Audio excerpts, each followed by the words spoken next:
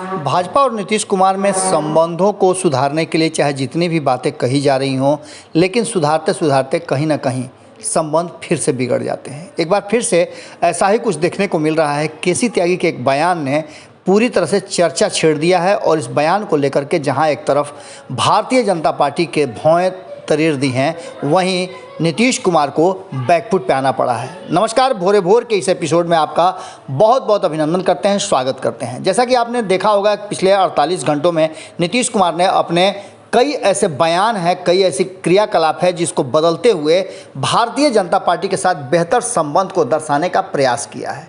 आपको बता दें कि लगातार नीतीश कुमार का ये प्रयास, चाहे जितना भी सफल या असफल कहा जाए, लेकिन नीतीश कुमार ने एक बार फिर से अपने काम करने की शैली को बदला है। एक बार पुनः नज़र आ रहे हैं नीतीश कुमार कि एनडीए के घटक दलों के साथ जुड़ाव दिखा रहे हैं। आपने सुना भी होगा कि जब पत्रकारों से बातचीत कर रहे थे तो उन्होंने कई ऐसी बातें हैं जिस पर पहले से चर्चाएं छिड़ी हुई थी और कहा जा रहा था कि नीतीश कुमार के देखा देखी भारतीय जनता पार्टी उनको जवाब देने के लिए सहयोग कार्यक्रम करके जनता को अपने दरबार में बुला रही है, जो कि नीतीश कुमार के जनता दरबार के बदले में और उसको टक्कर देने के लिए किया जा रहा है।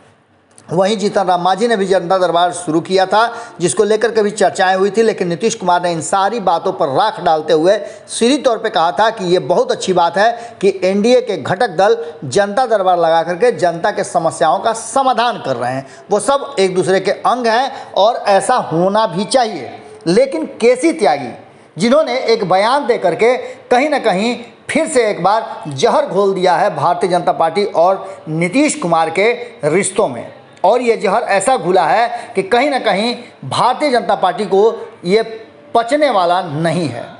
सबसे दुखती रग जो भारतीय जनता पार्टी की है, उसी पर केसी त्यागी ने कहीं ना कहीं उंगली रख दिया है, और ये मामला है किसान आंदोलन से जुड़ा हुआ है। आपको बता दें, किसानों को लेकर के और कृषि को लेकर के जिस तरह से केसी त्यागी ने कहा है, और आपको बता दें कि केसी त्यागी अपने मुखर अभिव्यक्ति के लिए जाने जाते हैं। अपनी बातों को बहुत ही बारीकी से और ठोक बजा कर रखते हैं केसी त्यागी।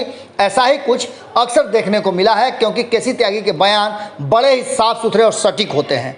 पार्टी के राष्ट्रीय महासचिव हैं और महामंत्री होते हुए आपको बता दें कि उन्होंने नीतीश कुमार को लेकर के कई ऐसी बातें कही हैं। आपको याद होगा कि जब कार्य समिति की बैठक हो रही थी, उस समय भी उन्होंने कई तरह के बयान दिए थे, और उसके बाद राष्ट्रीय परिषद की बैठक में भी पटना आए थे तो उन्होंने कई बातें कही थी। उन्होंने यहाँ तक कहा था कि प्रधानमंत्री के उम्मीदवारों में यदि गिने चुने नाम को गिना जाए तो उसमें नीतीश कुमार का नाम ऊपर में आता है। इतना ही नहीं, आपको याद होगा कि केसी त्यागी ही वो शख्स हैं जिन्होंने हरियाणा में जा कर के ओम प्रकाश चौटाला से मुलाकात की थी और वहीं उसे उन्होंने बात कराया था नीतीश कुमार से। तीसरे मोर्चे की जो कवायद चल रही थी उसमें भी केसी त्यागी की अहम भूमिका थी, और 25 सितंबर को जो देवीलाल के जयंती समारोह के अवसर पर जुटान है, उसमें भी केसी त्यागी की पहल हुई थी और नीतीश कुमार जाने को तैयार थे। लेकिन अचानक से सब कुछ बदलते हुए उन्होंने अब जो है, भले नीतीश कुमार उस कार्यक्रम में जाने से इनकार कर दिए हों, लेकिन केसी त्यागी उस कार्यक्रम में जा रहे हैं, ऐसा सूचना पहले ही से मिल चुका है। आपको बता दें कि अब केसी त्यागी ने कृषि आंदोलन जो चल रहे हैं और केंद्र सरकार की योजनाओं को लेकर के किसान लगभग 4 महीने से ऊपर समय से आंदोलन कर रहे हैं, धरना पर बैठे हुए हैं और कई तरह के प्रदर्शन हो रहे हैं। इन सब बातों को लेकर के अब कहीं ना कहीं केसी त्यागी ने इस बात को लेकर चिंता जाहिर की है कि इससे किसानों की समस्या और उनकी स्थिति दिन पर दिन बदतर हो जा रही है। उन्होंने कई आंकड़े भी दिखाए हैं और उन आंकड़ों के हिसाब से उन्होंने बताया है कि 52% किसान ऐसे हैं जो राष्ट्रीय औसत है उससे बहुत नीचे हैं और उनकी समस्याएँ बहुत गंभीर है। किसान किसानी छोड़ करके धरना और प्रदर्शन करने लगे तो इसका मतलब है कि मामला गंभीर है।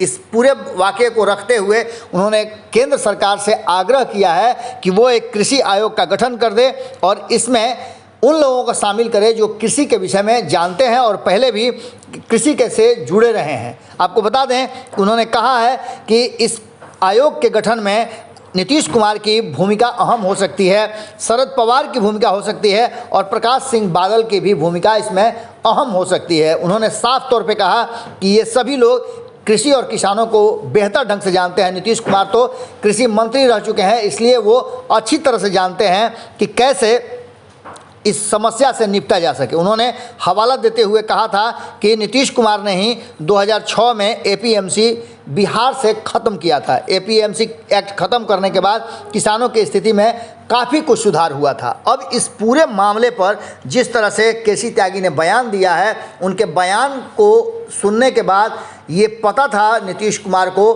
कि कहीं ना कहीं भारतीय जनता पार्टी गुस्से में आएगी और इस पर एक बार फिर से दोनों के बीच में टकराव हो सकता है।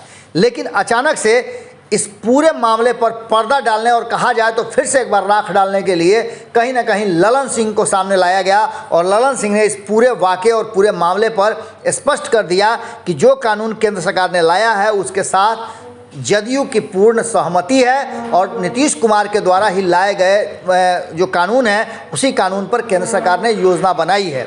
अब इस पूरे मामले को देख करके ऐसा लग रहा है कि एक बार फिर से भारतीय जनता पार्टी को नाराज़ नहीं करना चाहते हैं नीतीश कुमार। वहीं दूसरी तरफ एक बात ये भी समझ में आ रही है कि एक तरफ नीतीश कुमार भारतीय जनता पार्टी को उस्काते हैं और दूसरी तरफ से पैचअप करने का प्रयास करते हैं। ये दोहरी नीति नीतीश कुमार इसलिए कर रहे हैं कि भारतीय जनता पार्टी को अपनी ताकत समझा सकें। एक बार फिर से नीतीश कुमार भले ही चुप हैं, लेकिन उनकी पार्टी के नेताओं द्वारा, जैसा कि आपने देखा और भारत लाइव पहले से आपको बताता आ रहा है कि एक तरफ अभी भी लगातार कई ऐसी बातें हैं जिसको लेकर के जदयू के नेता भारतीय जनता पार्टी पर हमला कर रहे हैं, चाहे जातीय जनगणना हो, चाहे पेगासस मामला हो या फिर अब कृषि कानूनों को लेकर के कहीं ना कहीं एक बार फिर से कटघरे में केंद्र सरकार को और नरेंद्र मोदी को खड़ा कर दिया है केसी त्यागी ने, जिस पर ललन सिंह के बयान को ये कह के जदयू आगे निकलना चाहती है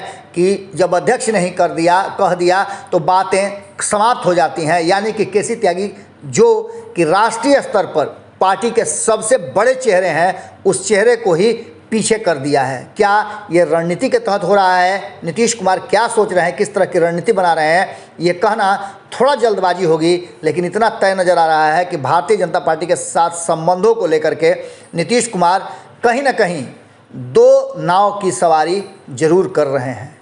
क्योंकि एक तरफ भारतीय जनता पार्टी की नीतियों पर उंगली उठाना और दूसरी तरफ समर्थन, ये स्पष्ट कर रहा है कि नीतीश कुमार पूरी तरह से गेम कर रहे हैं और ये खेल कहीं ना कहीं भारतीय जनता पार्टी और नीतीश कुमार के संबंधों को फिर से एक बार कटघरे पर खड़ा करके जरूर रखता है।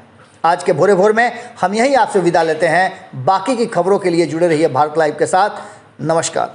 अगर ये वीडियो पसंद आई और वह बिहार के राजनीति और बिहारियत से सरोकार रखेनी तो सब्सक्राइब बटन दबा के चैनल के सब्सक्राइब कर ली। ओजे एगो घंटी बा, ओकरा बटन दबा देला से कुल सटीक और मारक खबर रुआ मुफ्त में मिल जाई। अगर रुआ पत्रकारिता के हमनी के नया प्रयोग में सहयोग कर चाहतानी तो ज्वाइन बटन दबा दी। पेटीएम नंबर नोट कर ली 9386816700। धन्यवाद।